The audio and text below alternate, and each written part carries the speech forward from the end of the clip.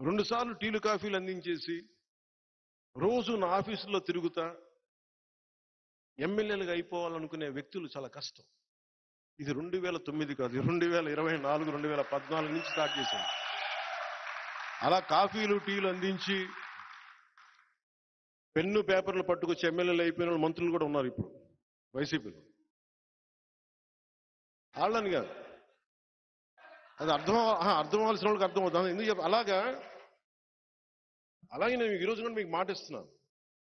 నా చుట్టూ కోటరీ కట్టలేరు. నేను ఎప్పటికప్పుడు బద్దలు కొడతా ఉంటాను. నేను 10 రోజులు ఇటు తిరగగానే నా చుట్టూ కోటరీ ఏర్పడిపోతున్నా తెలుసు. ఇంకెవరిని బయట వాళ్ళని రానివ్వరు. నేను మళ్ళీ అది బద్దలు కొడతా ఉంటాను. అందుకని పని చేసే వాళ్ళని ఖచ్చితంగా గుర్తిస్తాను నేను.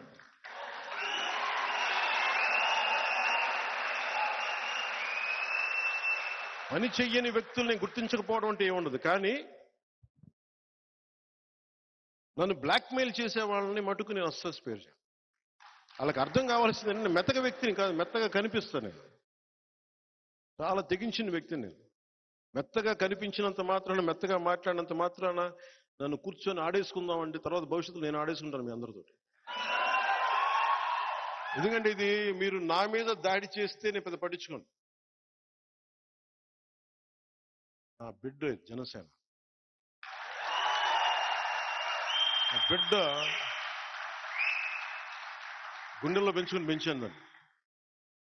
జనసేన మీద, జన సైనికుల మీద, వీర మహిళల మీద, నా వ్యవస్థ మీద, సమాజం మీద, దేశం మీద దాడి చేస్తే వాడిని ఎవడైనా ప్రత్యర్థిగానే శత్రువుగానే పరిగణిస్తాం. భవిష్యత్తులో అన్న ప్రతి మాటకి జాగ్రత్తగా వినండి. మాట టీవీల్లో చూస్తున్న వాళ్ళకి, ప్రత్యేకించి వైసీపీ గుంపుకి చెప్తున్నా.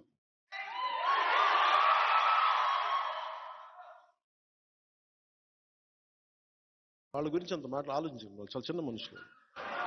మీరు అనవసరంగా వాళ్ళని పెంచి పెద్ద చేస్తున్నారు.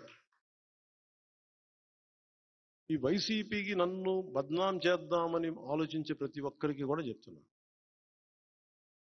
భవిష్యత్తులో ఎవరిని వదలం. గుర్తుపెట్టుకోండి. మీరు కాళ్ళ వేళ్ల మీద పడ్డా కూడా నాకు కనికరం రాదు. గుర్తుపెట్టుకోండి.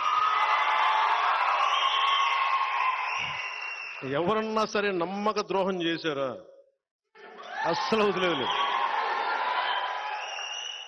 ఎందుకంటే నేను చేసేది యుద్ధం. ఇది ఎవరిని స్పేర్ చేయను. నేను చేసేది యుద్ధం. ఇది మన పార్టీలో ఉండి కోర్టులుగా వచ్చి కోర్టులకు వెళ్ళిపోతానంటే,